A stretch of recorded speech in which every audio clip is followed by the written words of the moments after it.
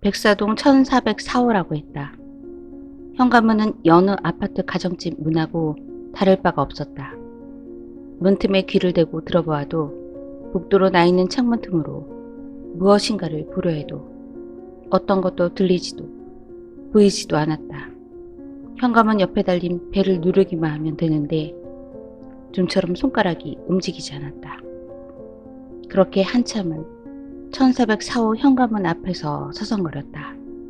아니, 그렇게 서성거린 것이 오늘까지 세 번째였다.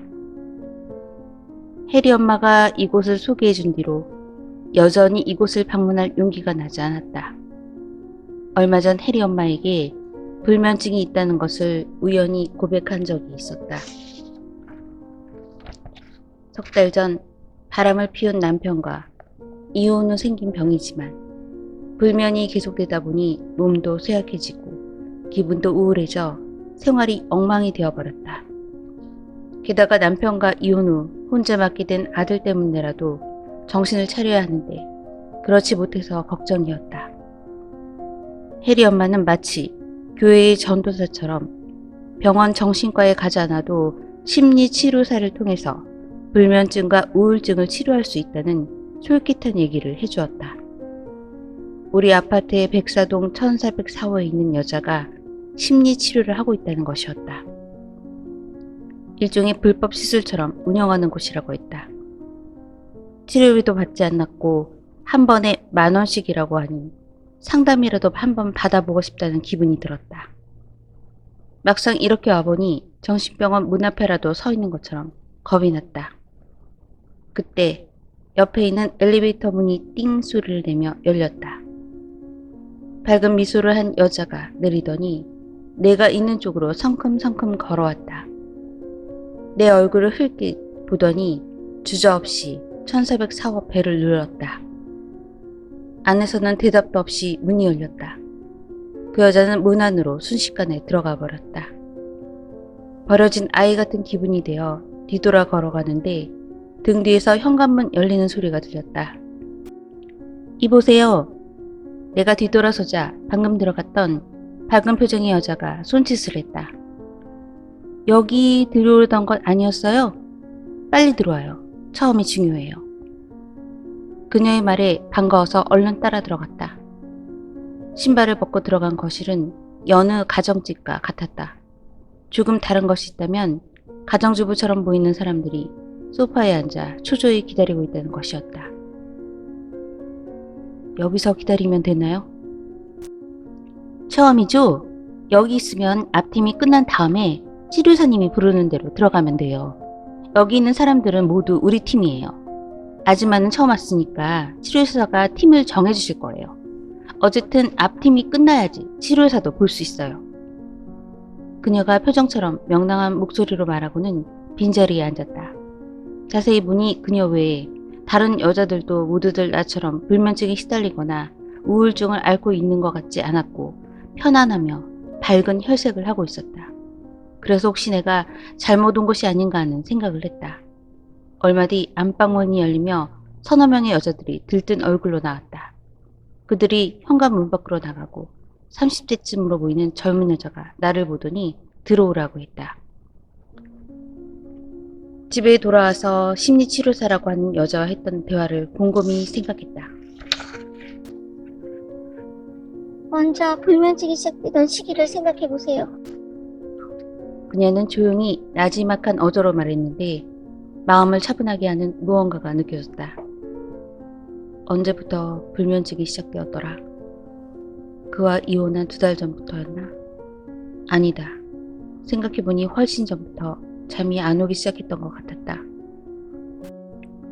그가 회사 사정이 어려워졌다며 언제부터인가 월급을 가져오지 않았다. 살고 있는 집은 사원주택이라서 특별히 새가 나가는 것도 아니고 빈집이 많은 주택 안에 한 곳을 빌려서 작게 옷가게를 꾸며놓았다. 변두리 지역치곤 제법 장사가 되고 있었다. 몇 달 월급의 부재를 심각하게 생각하지 않았다. 그런데 서너 달이 지나고 남편은 퇴근이 늦어지더니 외박이 잦아졌다. 이혼을 요구했다. 인터넷 음악방송의 DJ와 채팅을 하다가 만나 몇 달 전부터 그 여자와 살림까지 차렸다고 했다. 회사 사정이 어려워서 월급을 못 받은 것이 아니고 여자에게 갖다 주느라 가져오지 못했던 거였다. 이혼을 합의할 수가 없었다. 정이 들었다기보다는 곧 학교에 입학하는 아들 준이 때문이었다. 어느 날 집에 돌아와 보니 준이가 3년 동안 키워온 고양이 나비가 보이지 않았다. 한밤중이 되도록 준이랑 온 동네를 찾아보았다. 새벽 2시가 넘어서 지친 몸으로 집에 돌아왔는데 전화가 왔다. 여보세요? 나야, 준이 엄마. 고양이 내가 갖다 버렸어. 그가 전화를 받자마자 불쑥 내뱉듯이 말했다. 무슨 짓이야? 준이가 나비를 얼마나 좋아하는지 알면서 그런 거야? 준이가 좋아한다고 자기가 직접 사다 준 거잖아. 그러니까 이혼해줘. 안 그러면 또 무슨 일이 생길지 나도 책임 못 져. 그의 음성은 술에 취했는지 약간 흥분되어 있었다. 또 무슨 일이 생긴다는 것인지 협박조의 말투에 기분이 상했다. 그때 전화기 속에서 작게 고양이 울음소리가 났다. 틀림없는 나비의 울음소리였다. 거기 나비 있지? 자기가 데려가 놓고 버렸다는 거 아니야? 준이 난리치기 전에 빨리 데려오지 못해? 무슨 소리야? 내가 귀찮은 고양이를 왜 데려와? 아까 뒷산에 버리고 왔으니까 걱정되면 내일 뒷산을 지져보든지. 전화를 끊어버렸다. 바로 그날부터 잠을 자지 못했다. 그 후 귓속에서는 새벽 2시가 넘으면 나비의 울음소리가 들렸다. 수화기 너머에서 들리던 그 소리는 내 귓속에서 나던 소리였던 것이다. 불만이 시작된 것이 그때부터였던 것 같다고 말하자 그녀가 고개를 끄덕였다. 그래서 남편과는 이혼을 했습니까? 네, 2달 전에 이혼하고 이곳으로 이사했어요. 그럼 아들이랑 함께 살겠네요. 그녀의 말에 나는 고개를 저었다. 준이는 지금 병원에 있다. 남편에게 전화를 받은 다음 날 준이와 뒷산에 나비를 찾으러 갔다. 그가 데리고 있을 거라고는 굳은 믿음이 있었지만 혹시 하는 생각 때문이었다. 겨울이라서 얼어 죽을지 모르는 날씨였지만 버렸다면 영리한 녀석이었으니 어딘가에 추위를 피했으리라 믿었다. 하지만 나비는 그곳에 있었다. 누군가 꿩이라도 잡으려고 놓아둔 덫이었는지 커다란 덫에 목이 짓눌린 채 죽어있는 것을 준이가 먼저 발견했다. 하필이면 목이 덫에 정통으로 걸려서 얼굴의 형체도 알아볼 수 없을 정도로 짓눌려 있었다. 하지만 하얀색 털에 꼬리 끝에만 검은 털이 난 것을 보니 나비가 틀림없었다. 준이는 그 일로 충격을 받았다. 그 뒤로 준이는 표정이 사라지고 말이 없어져 버렸으니. 어느 날 새벽까지 잠을 못 자다가 깜빡 잠이 들었는데 텔레비전 소리에 잠을 깨고 말았다. 옆을 보니 준이가 텔레비전을 보고 있었다. 케이블에서 밤새도록 하는 공포영화였다. 전기톱으로 사람의 머리를 자르는 잔혹한 장면이었는데 아이는 표정 하나 변하지 않고 화면에 집중하고 있었다. 준이야, 너 이런 거 보면 안 돼.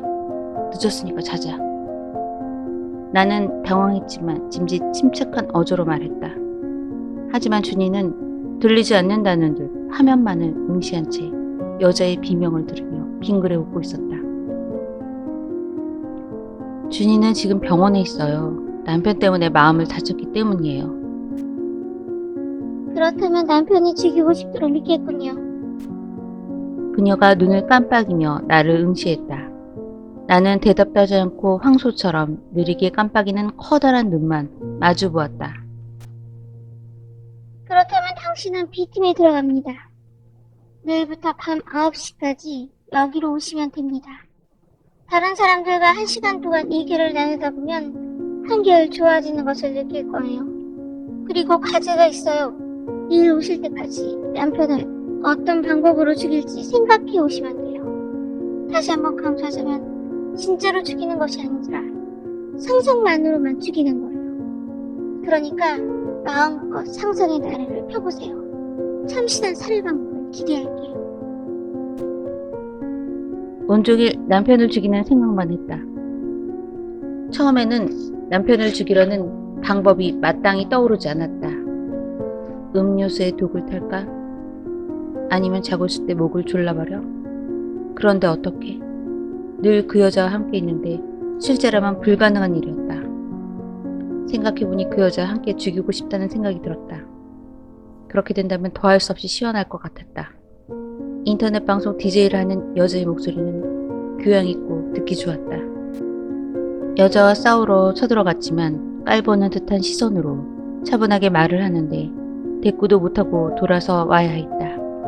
남편 때문에 아이가 정신병원에 들어가게 되었는데도 말주변이 없는 나는 아무런 소리도 못했다. 시계를 보니 어느덧 9시가 되어가고 있었다. 방에 모인 여자들은 나를 포함해서 모두 4명이었다. 자리에 모이자마자 치료사는 우리에게 와인을 따라주었다. 붉은빛 와인이 방 안의 형광등빛을 받아 핏빛으로 빛났다. 처음 보는 여자들과 마주 앉아 있으려니 어색했는데 와인을 한 잔 마시고 나니 몸속이 따뜻해지면서 마음도 안정이 되었다. 모두 남편을 죽이는 방법에 대해서 생각해 오셨지요? 자, 누가 먼저 얘기해 볼까요? 침묵이 잠시 흐르더니 흰머리가 많고 얼굴에 주름이 많이 있는 60대 정도의 여자가 조용히 입을 열었다. 난 그놈을 칼로 찔러 죽이고 싶어요. 그녀의 말에 모두들 작게 웃었다. 구체적으로 얘기해야만 하지만 우선은 무조건 한마디씩 말해보죠. 다른 분은? 저는 집에 있는 망치로 그놈의 머리통을 수박처럼 깨고 싶다는 생각을 했어요. 40대로 보이는 어두운 표정의 여자가 말했다. 다크서클이 짙게 내려진 얼굴에 심각한 목소리로 말했지만 말투가 웃겨서 이번에는 나도 소리내어 웃고 말았다. 저는 집에서 오늘 커튼을 만들고 있었는데 내가 들고 있던 가위로 그놈의 거시기를 잘라버리고 싶었어요. 20살 남짓의 앳되어 보이는 여자가 말했는데 자세히 보니 눈저리가 멍이 든 것이 그녀 남편의 소영인 것이 틀림없었다. 당신은요? 치료사가 나를 쳐다보았다. 저는 이 두 손으로 목을 졸라 죽이고 싶어요. 주목하던 시선들의 표정에 실망한 빛이 역력했다. 모두들 흥분해서 그런지 볼들이 붉게 상기되어 있었고 두 눈은 광기로 반짝였다.